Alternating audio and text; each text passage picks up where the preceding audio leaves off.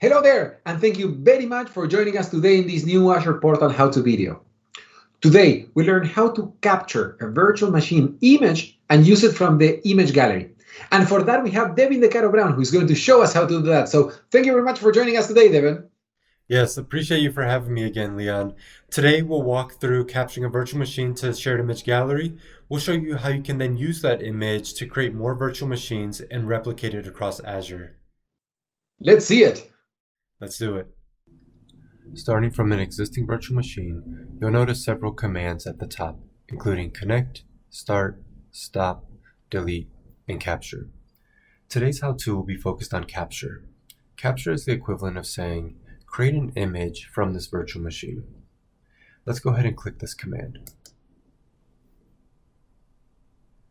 One of the first things you may notice in this experience is that you have the option to share the image to Shared Image Gallery or create a managed image. With Shared Image Gallery, you can easily replicate your image around the world, take advantage of zone redundant storage, and maintain versioning for the images.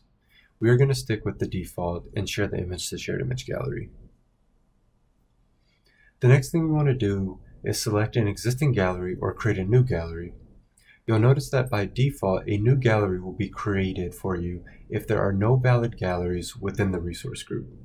You can change this name by clicking on the Create New link, or you can find existing galleries by clicking the drop-down where you can note their resource group. The gallery and the image must be in the same resource group. So in this case, we have no galleries in the resource group Capture VM Demo. So we'll stick with this new gallery. Next is operating system state. Generalizing is a process that removes machine and user-specific data from the virtual machine. When creating a VM from a generalized image, you will need to provide information such as hostname, admin user, and other VM setup values. Since we have run the commands on this virtual machine already to generalize it, we will stick with generalized. If you have not run those commands or know that you want a specialized image, you can go ahead and select this option. The next step is image definition. The image definition carries information about the image and requirements for using it internally. This includes whether the image is Windows or Linux, the VM generation, release nodes, and minimum and maximum memory requirements. Since we are creating a new gallery, we will need to create a new image definition. The required fields for an image definition include name, publisher, and SKU. You'll notice that operating system type, Windows or Linux, and the VM generation, 1 or 2, is automatically pre-filled for you and disabled. That data is pulled from the virtual machine. Publisher offer and SKU values are also pulled from the virtual machine if they exist. Let's go ahead and give this definition a name here.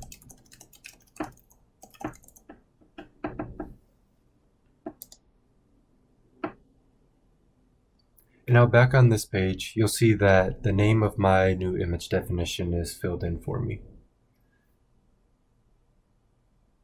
The next step is to give the version a number. So in this case, this is our first image in this gallery, so we'll give this 0.0.1. We can choose to exclude this version from the latest. We can give it an end of life date. For now, we're not going to fill in those fields. Moving down to the replication section, we can see a default replica count set to 1. This means that one instance of this image is created in a region by default. If you will be concurrently creating lots of virtual machines from this image, you may want to consider more copies of this image available in a region. Let's stick with 1 for this case. Next are the replication regions. This is where you define the regions this image should be available in. In order to create a virtual machine from this image, the virtual machine and image must be in the same region. In this case, I can only create virtual machines from this image in UK South as this is currently set up.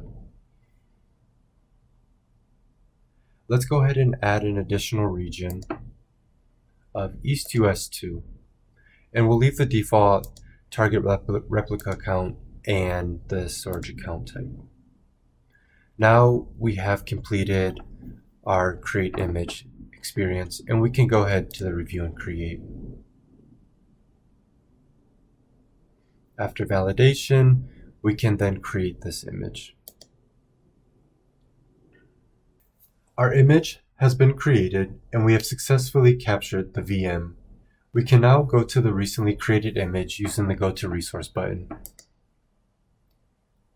We land on the image version overview, where you can see the new gallery we created.